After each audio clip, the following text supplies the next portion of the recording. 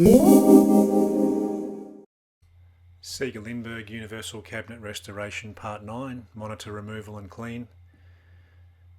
Today had a big day pulling this monitor apart, giving it a good clean. It's not too difficult, lots of screws, made a few mistakes, but we'll see what happens. First of all, you've just got to remove the back panel and access all these cables. I think that one is monitor power. These things are plastic. I thought they were metal, but they just are almost hand tight. You can just pull them off. That just reveals those big bolts, some washers and those large rubber grommets. So off that comes. It's quite heavy. And then that's monitor turned around, that's what's left there. Looking pretty bare bones now. So removing all these bits, it's just everything's visible. Doesn't seem to be any hidden screws or anything like that. But the screws were different sizes. I watched a few videos online, other people doing it and trying to pull off the speakers and things. It's just easy to pull off the whole thing first. You do need that long screwdriver attachment there. That was all clean and in pretty good condition. I was happy with that. Just putting the screws back in here so I don't lose them.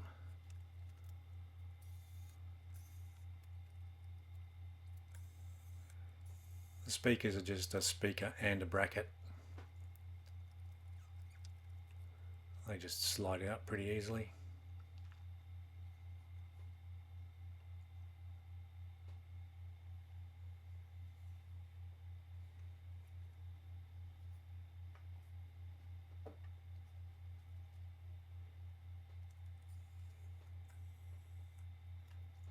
Obviously I've sped this up. We've got about a 17-minute video here, but I think the whole lot of video was nearly 2 hours.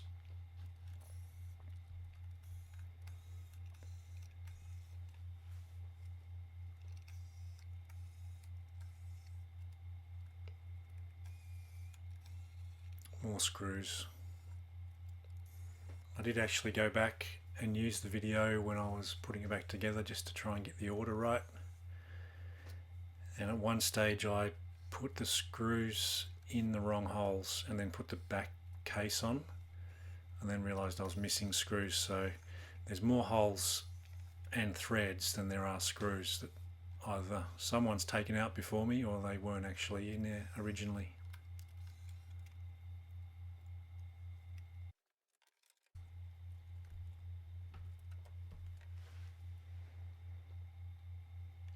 So there we are inside. There's lots of fluff.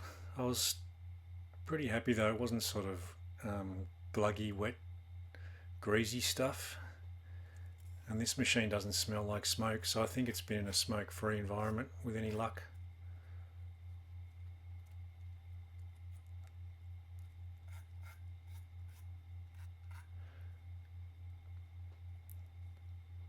Those big brackets, they're the key to any sort of monitor change, I think, with this. If you can't fit the monitor under those, then you're going to have problems. And then the top and bottom of the screen there, the monitor has to fit between those.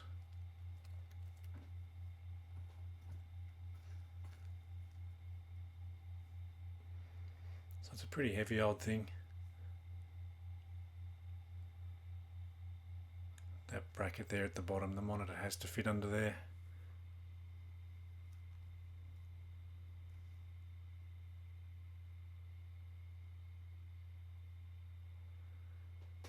Toshiba monitor. Clean the glass. And then this was the monitor I had. It was exactly the same dimensions, height and width, with the one that I saw on I think it's arcadeprojects.com, but But the problem is that mount at the back sticks out too far, and even if I cut a hole in the plastic, the base where that little nub is was too fat for the bracket, but otherwise it would have been perfect.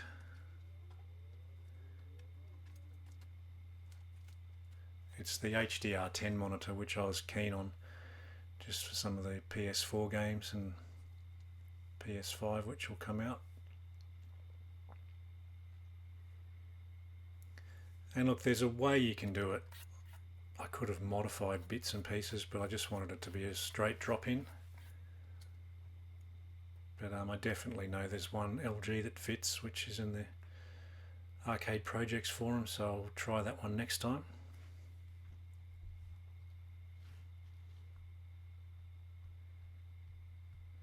The monitor that's in there, it is a bit blown out. You can sort of see a screen door effect on it. Colourful games look alright, but if the game's a bit dreary, then it does look a bit subdued and bland. So thankfully all these bits came out easily, pretty easy to clean.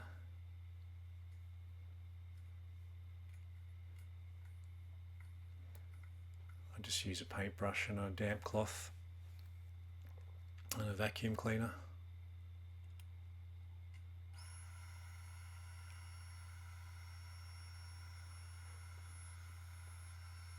I was a little bit worried about static electricity, but the monitor still works, so it's been okay.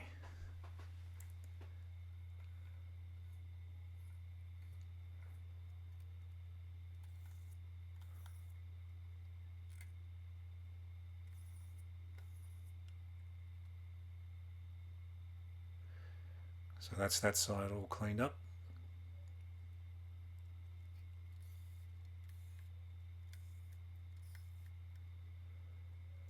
I made a bit of a mistake here. I didn't pull out those boards all the way, so later I try and take that whole panel off, but I can't because it's connected by a ribbon connector underneath there. So I just had to lift it up a little bit and get the cloth and vacuum under there.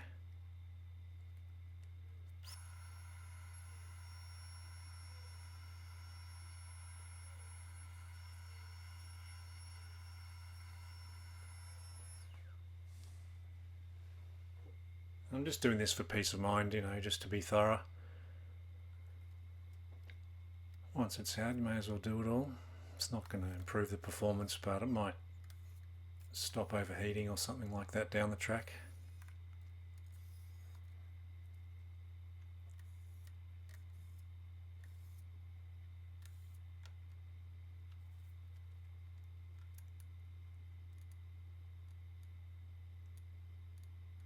That's what I just couldn't lift it up anymore.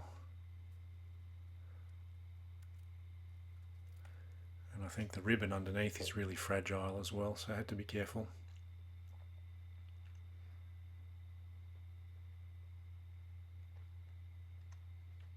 A little bit of rust there, can't do anything about that. Wherever the fluff seemed to sit was where there was a bit of rust, so there must have been a little bit of moisture in there. But it cleaned up nicely.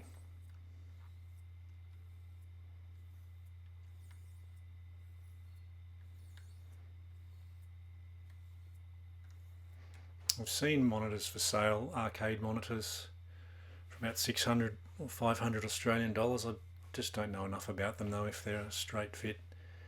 This is the anti-reflective glass on the screen. So the further away you are, obviously it's really blurry, but when the video's right behind it, you can't see any difference.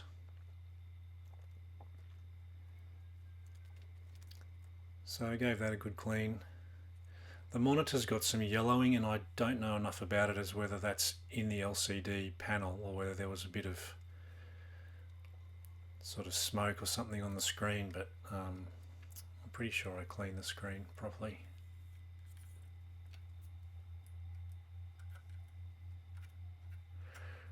So you can see at the bottom there's those plastic and brass threads.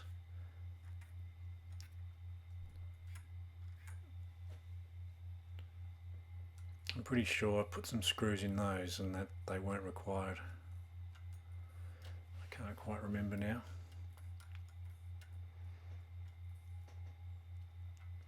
You can see I got sort of screws everywhere, but I roughly knew what was going on.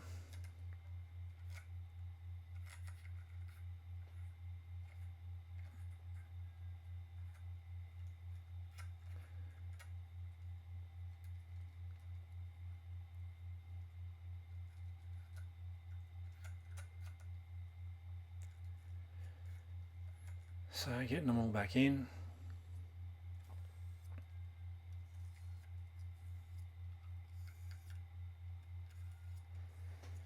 I think too, I mean, if your monitor was really cactus, you could make a bracket with a Visa mount and just have a TV bolted straight onto that Lindbergh cabinet, but you wouldn't have the little speakers and the marquee and the top light.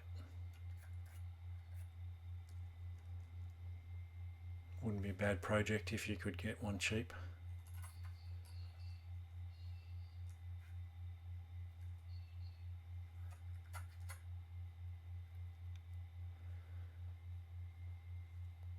Those brackets were a little bit of a puzzle.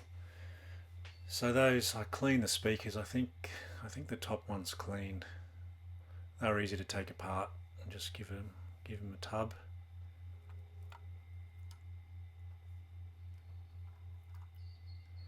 They're pretty heavy, like they felt like good quality, but they're just small, obviously. So no bass coming out of this machine at all.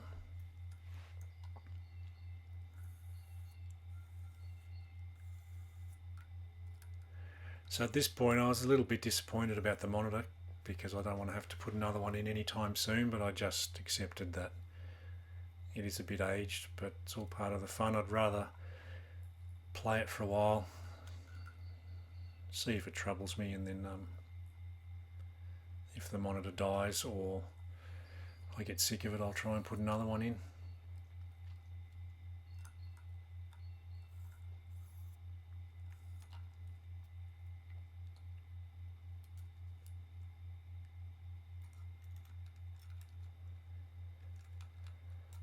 I forgot those metal bits that I kind of couldn't remember how to put them on, and then I realised they're just keyed and you just slide them down like that.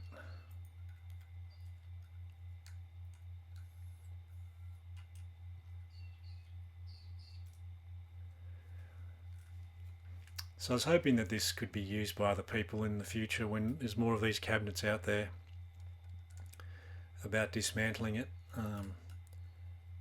But to have it at the normal speed, it's just too long and slow, so there's enough here to get the idea.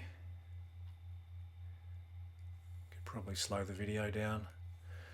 I don't know why there was more than one groove in there for the diffuser. I don't know whether it's so you could put several sort of strips in there for different effects with depth.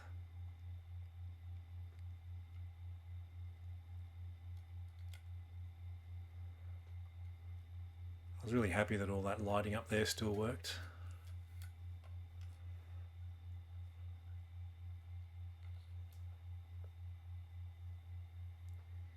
Here we go, looking much better.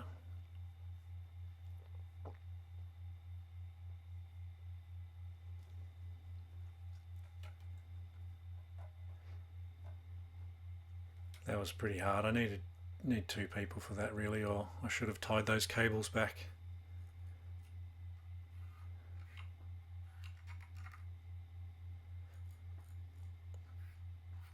That all went on easily. And you can see I think it's like a replica noir attached marquee there, billboard.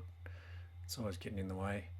So I'm using HDMI here, and that was great that worked. Just needed a couple of HDMI to DVI adapters.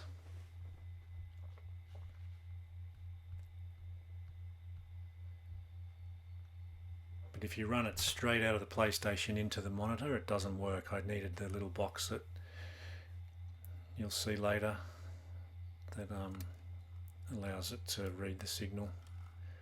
It's called EDID or HDCP. I'm not really sure what it is, but it worked. So it's looking really good now. Pretty much externally and internally, all the cleaning's done, panel's done. Just got to wire everything up.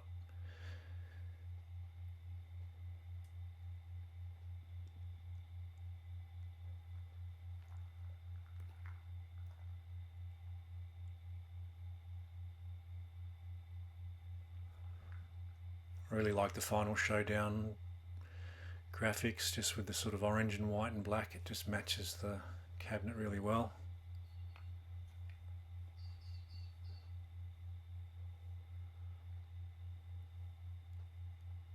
I've kept those stickers from the non-Sega ones just for the sake of it, just for its history.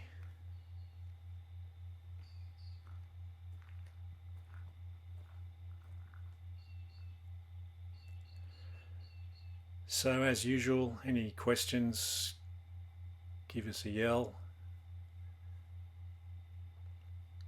We'll do some wiring in the next video. There's just a little bit of a test of Virtual Fighter.